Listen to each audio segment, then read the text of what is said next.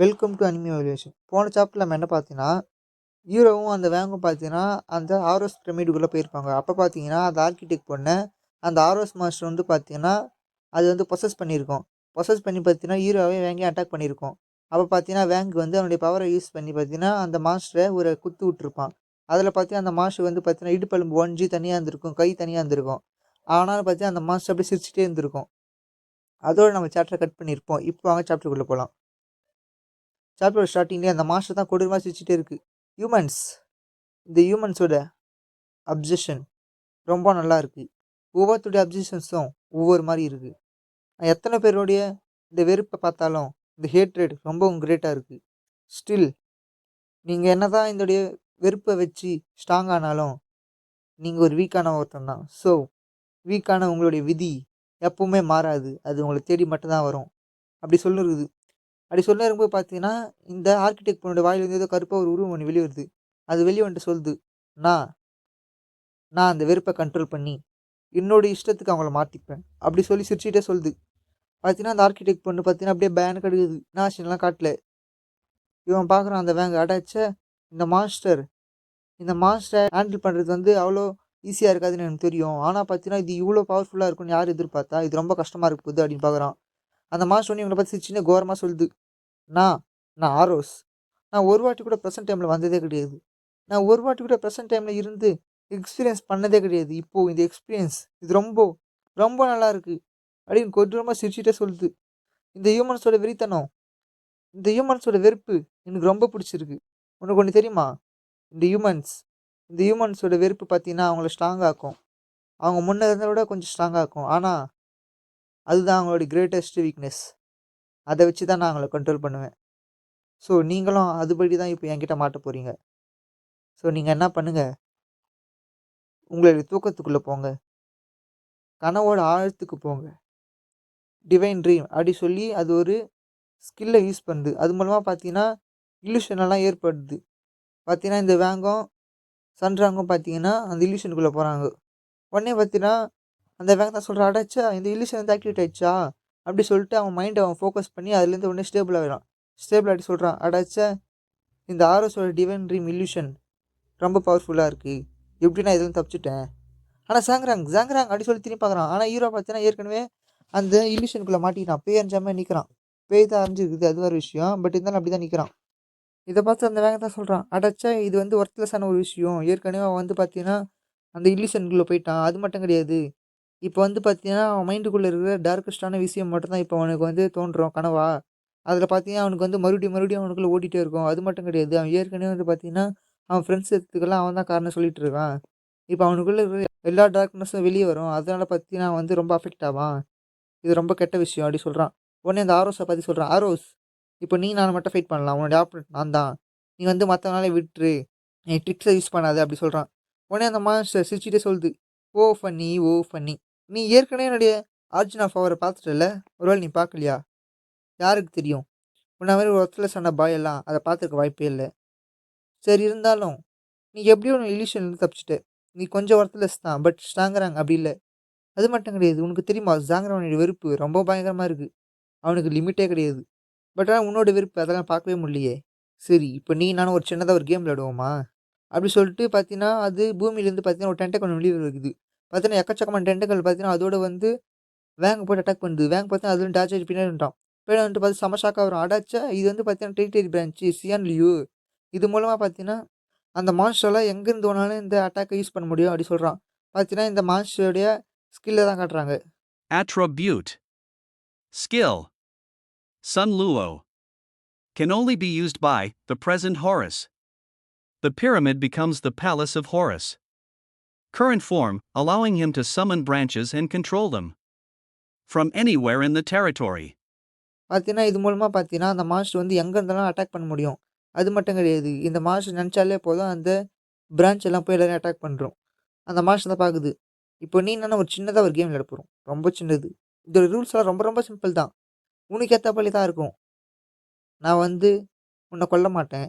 நான் வந்து உன்னை அட்டாக் பண்ண மாட்டேன். நான் வந்து உன்னை சின்னதாக ஹேட் கூட பண்ண மாட்டேன். பட் ஆனால் ஞாபகம் வச்சுக்கோ, நான் ஜாங்குறாங்க அட்டாக் பண்ணுவேன். நான் ஜாங்குறாங்க ஹேட் பண்ணுவேன். ஏன் நான் ஜாங்குறாங்க கொல்ல கூட செய்வேன். இதுதான் நம்ம கேம்ஸோட ரூல்ஸ். அப்படி சொல்லிட்டு அது டென்டக்கல வச்சு ஜாங்கராங் அட்டாக் பண்ணுது. வேன் கிட்ட சொல்லுது, இந்த கேம் இது ரொம்ப ஃபன்னா இருக்குல்ல. இந்த கரண்ட் சிச்சுவேஷன் ரொம்ப ஃபன்னா இருக்கு. அது மட்டும் கிடையாது. உன்கிட்ட ஒண்ணு சொல்ல மறந்துட்டேன்பா. அது என்னன்னா, ஜாங்கராங் டிவைன் ட்ரீம்ல இருக்கிறதுனால அவனுடைய மைண்ட் இங்க இல்ல. அவனுடைய பாடி மட்டும் தான் இங்க இருக்கு. ஸோ அதனால என்னோட அட்டாக்லேருந்து அவனால தப்பிக்கவே முடியாது.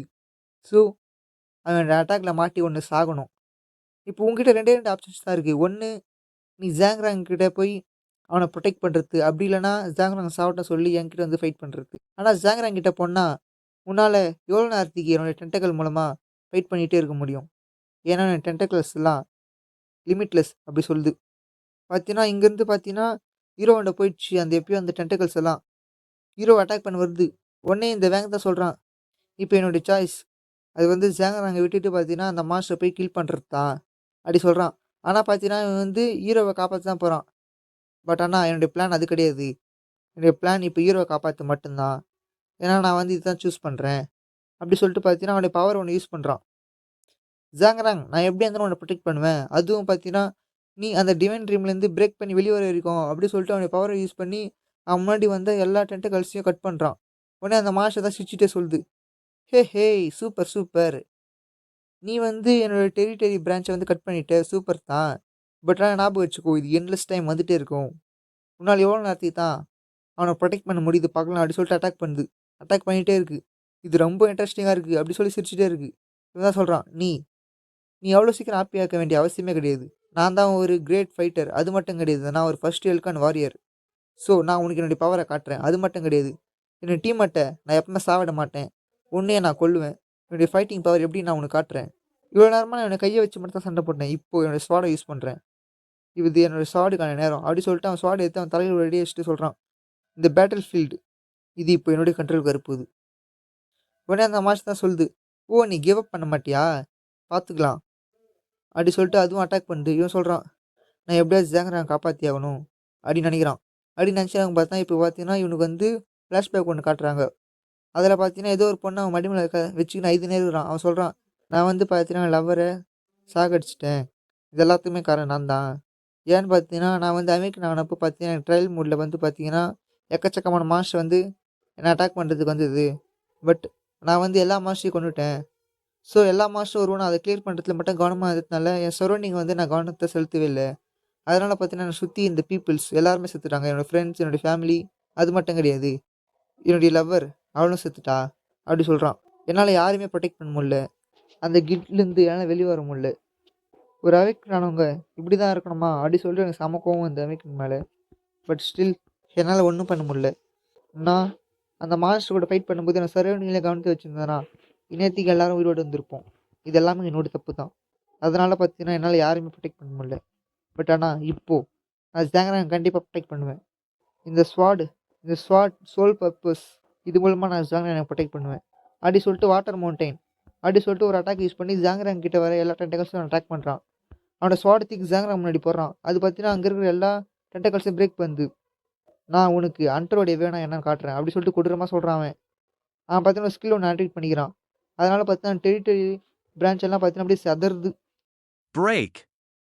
A territory technique that uses the large sword to produce a huge earthquake. The shock generates power that will attack the opponent every 0.5 seconds. Every teammate within the territory can absorb 30% of life force from the user to serve as a shield.